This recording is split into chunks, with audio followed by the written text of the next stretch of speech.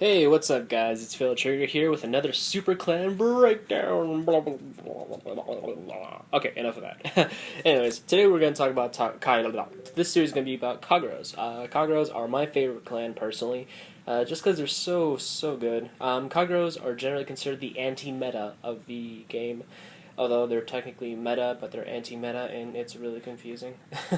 But anyways, now let's get started on what the main focus of Kageros is. Alright, well we have our key cards here, which are the starter, Kimnara, Berserk Dragon, Doku, and Overlord. Okay, so, Kageros are a mix of aggression and control. They can control the board very well, but they can also be a very aggressive deck in their own right to, be on par with Royal Paladins, but it's much harder to pull off, because Royal Paladins, they can simply have a full field and, beat you over with 20 plus hitters and you'll cry. While Kageros, they focus more on dwindling your opponent's field and keeping them, having to recommit. Let's get started with that. First off, we have Conro, our starter. If you run a Kagero deck and you're not running this guy, you better hope you're either running Amber Dragons or, yeah, because this is the starter you will need. Conro is the best starter in the game right now, honestly. Him along with Mecha Trainer have the same effects, and they're so amazing. Crap. Oh, and I'm tired. Anyways, okay, now Conroe's skill is very simple. When you ride over him, you call him back. He's a 5k booster, yeah, which is very good in its own right.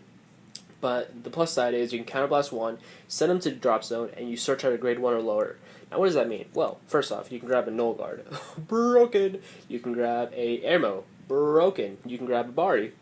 Wait, I already said Bari. You can grab a Bar. Broken. And most importantly, you can grab Kimnara, which is a utility card, and I'll explain that in a little bit. But yeah, Conro is a toolbox card. I've seen a lot of people run 3 or 2, besides the Searcher. It's okay, but you need one Conro to go off. Still a very solid card. Stupid yawns, oh my god. Okay, anyways. So yeah, very solid card, very strong. It's a good beater in its own right, but you have to be careful to use them right, quick, because there's a lot of back row hate. For example, people can run Gatling Claw, and they can get rid of your Conro, and you're just going to cry and cry and cry. Especially in this format where the G1 starters and the G0 starters are very good, and you always go to the back row. You're going to need to pop this guy very fast. So be careful how you use him, but overall, very good utility card. Almost got it right. Anyways, next card, Kimnara, or Kinala, whatever. Yeah, no, Kimnara. Okay. Kimnara is a very, very good card. Because it's simply a 1-for-1. If you guys have played Yu-Gi-Oh, you have cards like Smashing Ground, Hammer, whatever it's called. But this card is the same principle, but it's so freaking good. Basically, you counterblast one, shove it into Soul, and then you basically pop off a grade 1 your opponent controls. Now, what does that mean? Well, in this game, you have your boosters and your front row and your back row. Your boosters are supporting your front row, and that's what helps you go into 20s, 30s, etc. You take away the boosters, they're just 10s and 15s, and you're just like, crap, what am I going to do now? Kimnara is just very solid. Oh my god. Oh, okay, I really gotta stop that. Okay, anyways. Kimnara is where was I? Oh yeah. Kimnara is a very good unit because you can counterblast one, easy cost, put him into Soul, even better cost because you can fuel things like Bracky, if you're gonna attack him in the deck, and just other things like that. And he gets rid of your opponent's booster, which means they're going to find themselves with a field without boosters, and they're not going to hit you for as much as they want to. Which makes Kageros a very good control deck because they can easily get rid of those units and be like, ha ha ha, fuck you. And yeah, Kimnara should always be ran in any Kagero deck. I mean, you can always go with this card. It's super good. I consider it a staple because its effect is so broken. You dwindle your opponent out, and then, they have no boosters, they can't hit for high, you can guard easy with just 10k shields, and then, you go and you punch with your high numbers. It's very good. Now we're going to talk about Berserk Dragon. Now, Berserk Dragon, remember this is an overview, they all follow the similar theme. Skill is very simple. There's a few clones of him in other clans. Basically, when you call him out, you counterblast 2, you get rid of a grade 2 or lower.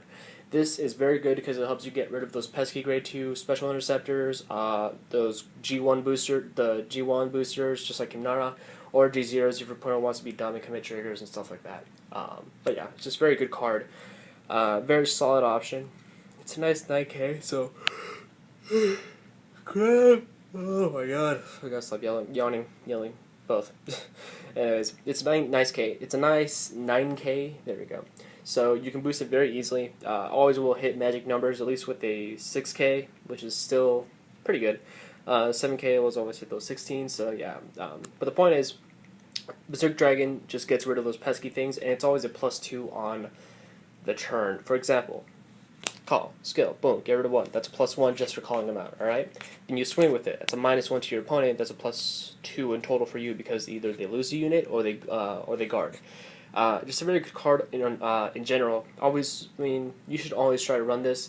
I can understand where some decks don't have enough space for them, but Berserk Dragon is always a good, viable option.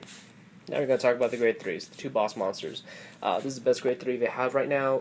It's so broken. His name is Dragon Monk Goku. Skill is very simple. When you drive check into a grade 3, you turn it into a pop. So you drive check into like an Overlord or another Goku, you burn off a grade 1 or lower for your opponent controls.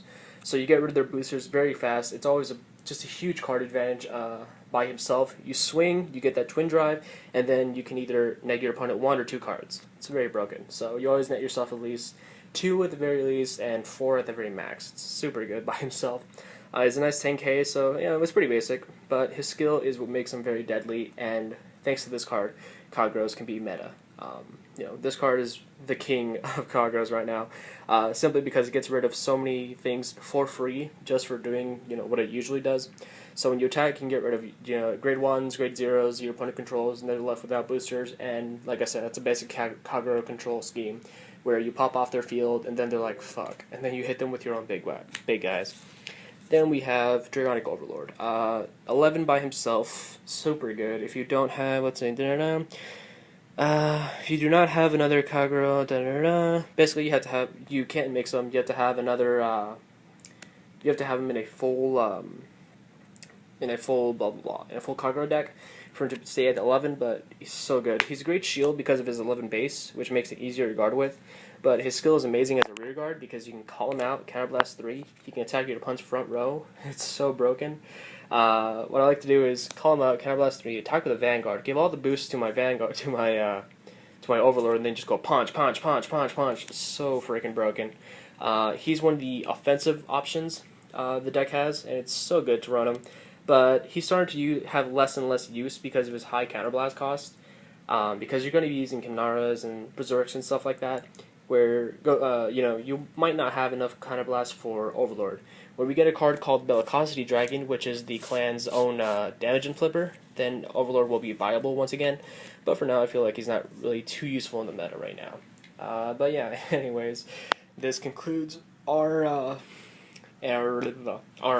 clan analysis, clan breakdown, whatever you want to call it, for Kageros. And yeah, more content coming out tomorrow. And yeah, don't forget to rate, comment, and subscribe, guys.